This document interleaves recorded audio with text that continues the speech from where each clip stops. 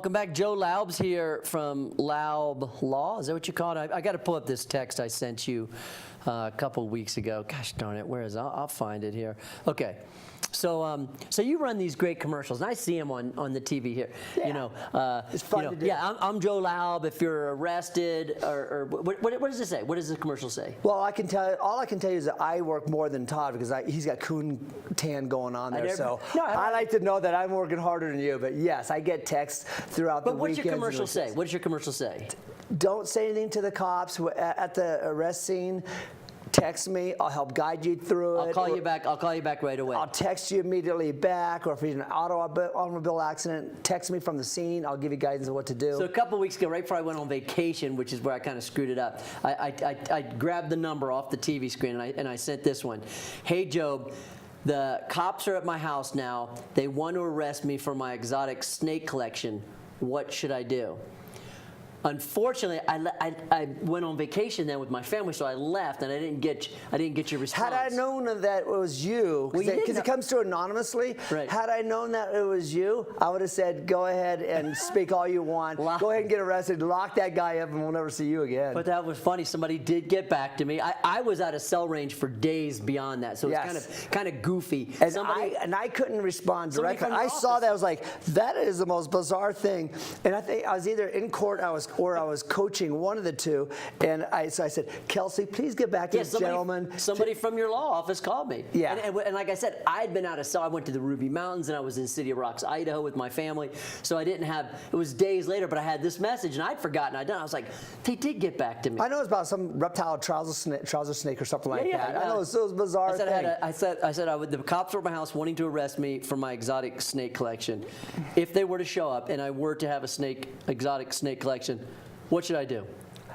I don't know if you could follow my advice ever, Todd, because it would be to keep your mouth shut. I know that's contrary to your personality, but you have to resist that. And actually, I got a lot of discipline. The more verbose people are, the harder it is to resist talking to the officers, trying to defend themselves, trying to get themselves out of the problem. But what they do is they eliminate the attorney's potential defenses to get the case dismissed. By saying stuff. Just because your honest word can be twisted against you. Just don't say anything. I would like to speak to my attorney, even if you're 100% innocent. You didn't realize that they were rare and almost extinct, and someone else is having you watch them for an hour when the cops happen to be there. Don't even give those answers. Well, but for those of us that aren't in law, like, is there a difference? Like You're kind of in law in a quasi kind of way, when Todd. they show up to your house, the police were, let's just say they show. I don't have it. I think people that collect snakes are weird. I thought it was a funny text, but like. Can you say anything? Does it matter before you're arrested or after you're arrested? I mean, when the cops come to your house and say, we're here for your exotic snake collection, do you just like look at them or just? You have the legal right to not say anything at all. Whether you're just being questioned or whether you are being arrested, you have a right to absolutely stay silent. That is the American system, and it's contrary to the English system, where the English system you were required to speak. In England? Well, in England, that was the King George and those rules, and they can just walk into your house without a warrant. So our forefathers created a system saying they must have a warrant. They need to have probable cause to do things. They need to be able to ask you questions. They have you step out of a car in a DUI situation. They have to have probable cause. And probable cause for an FST, which is a field sobriety test, and then for the breath analyzer or for blood, whatever it is, there has to be a probable cause. It's a chain there. You're helping them with their chain. They don't need to have a chain. If you're saying, sure, go ahead, come into my house. And you know what all officers will usually say? I want to search the house. You know what most people say? Go ahead. And then they'd find something else. And the person forgot was in there. Or some other friend visited them and kind of hid something there or put something there, and they're wholly unaware of it. Who has friends come to their house and hide stuff in Todd. their house? Todd. The only thing I've ever hidden in a friend of mine's house was a dirty diaper.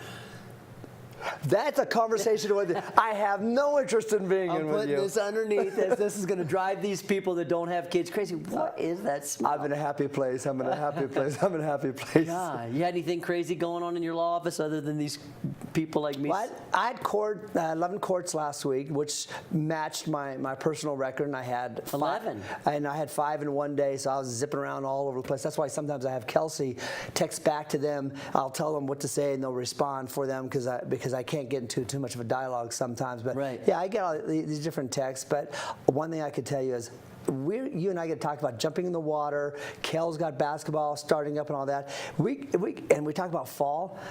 We know we're in God's country. Then around the world, we're seeing, bless those people in Florida, the Panhandle, and I think it's 11 people under Hurricane Michael. Khashoggi goes in to get a marriage license in Turkey, Istanbul, Turkey. Wow. And he's apparently assassinated and went out in pieces.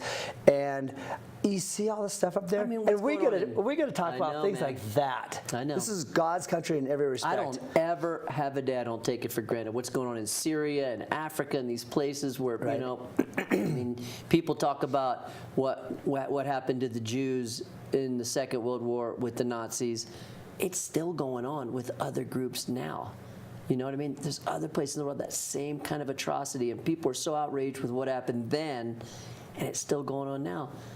It's since the beginning of mankind. It's almost like human nature. It's almost like if you look at those gorillas, natures.